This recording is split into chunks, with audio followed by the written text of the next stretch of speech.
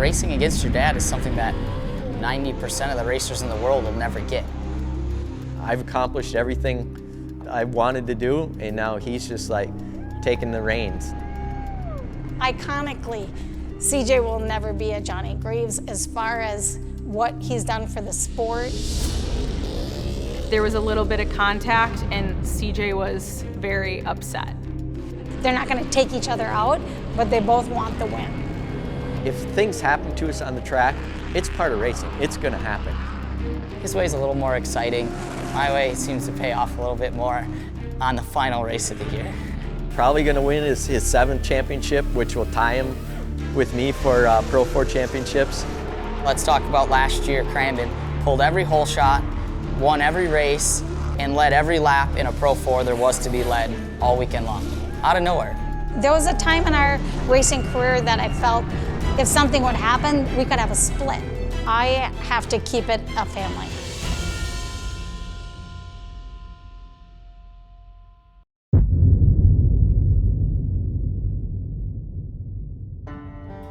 CJ as a kid was my baby boy. Jessica was the older one. Jessica was also a very independent, hardworking girl. CJ, on the other hand, was the total opposite. He loved to be nurtured, loved to be taken care of. CJ was spoiled growing up. She could call it spoiled. I'm not going to call it spoiled because I gave him the tools to be successful. He used it to his best ability. Yeah, when Dad goes and buys CJ a buggy, but we bought her a horse too, so. My dad, I think still today, is the winningest driver in short course history. He's been racing off-road since before I was even born, so I was kind of born right into it. And CJ had talent even when he was little. I mean, he was on a dirt bike right after he could walk. He grew up loving motocross like I did.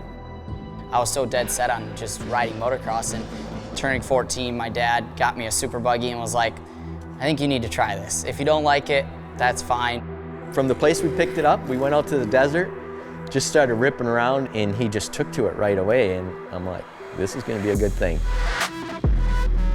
In the first race I ever did, I led every lap but the last one. It was definitely something that I was talented at. It was like motocross in 4 wheels. You still had to have rhythm.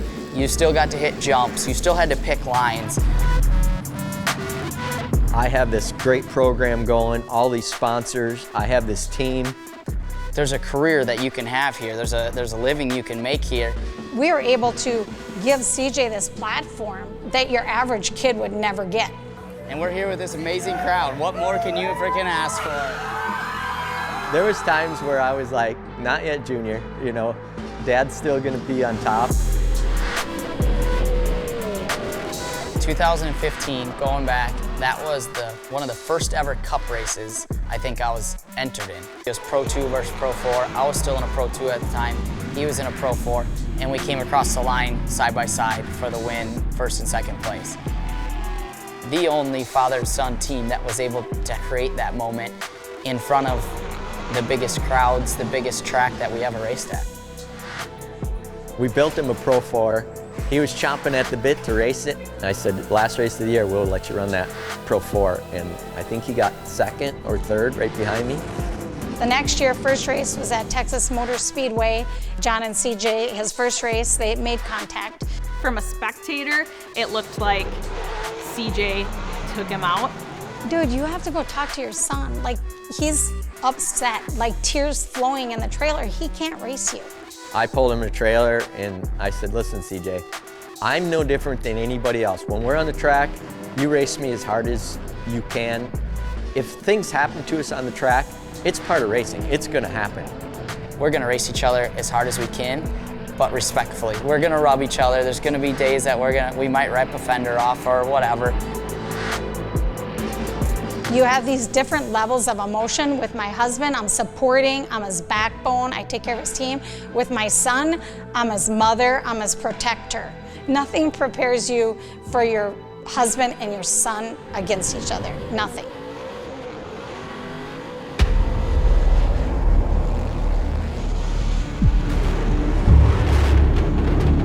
Some pretty good crashes throughout my career.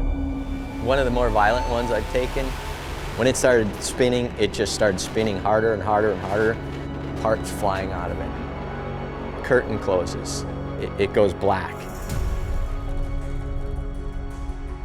I was screaming, you know, I'm going blind, and all of a sudden it's black, and you see nothing. And then I'm sitting in the hospital, and my wife's there and everything, and pretty soon, you know, everything is just kind of hazy, but you can start seeing figures, and it was one of those experiences that I wouldn't wish on anybody. Break my arm or leg or whatever, but lose your vision, that wouldn't be cool at all. So I have this thought in my head always that just give me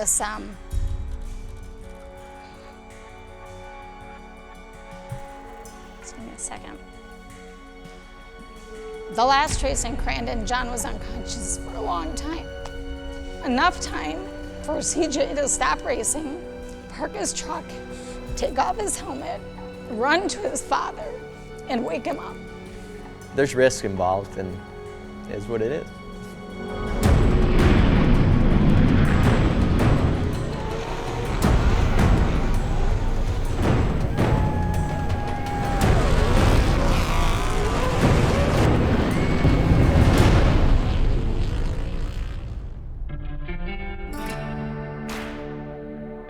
Growing up in off-road, especially at Crandon, you will never forget something like that. The memories I have are incredible. Core was huge. It was basically sold out everywhere you went. There was more trucks and teams than there was anything. It was on live TV everywhere. It was really, really big. Crandon's the biggest one. They claimed 75,000 people in a weekend.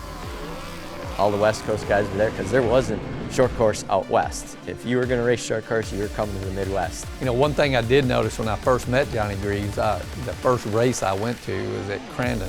He was willing to give all. He was willing to die to win that race. Mitch Covington worked for me as my PR marketing guy. I mean, I had never represented anyone in my life when I met Johnny Greaves. I was selling garbage trucks. He goes, "No, I think you know how to do it." And that's kind of how we got started. Monster Energy drink pops up. I first saw it on TV at the Supercross, and I'm like, Mitch, that's what we need to go after.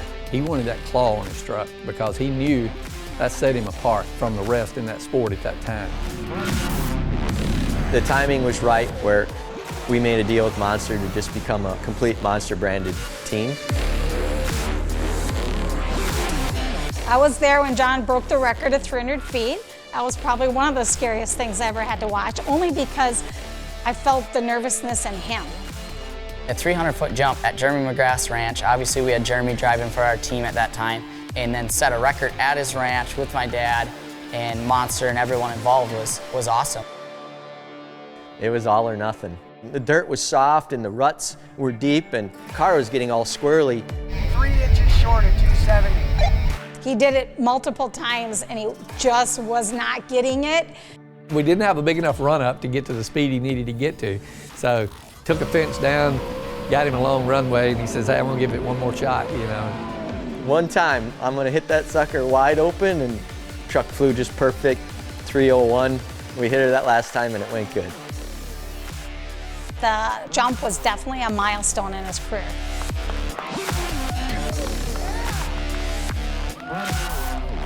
I want to be remembered for being a huge part of short course, not just racing, keeping it alive, helping it grow. Even if I get more wins than my dad or more championships or anything, I don't think it'll ever quite play the role that he's played in short course. I would love for John to have one last hurrah. If it comes down to the last weekend and I'm in it, the boys better watch out.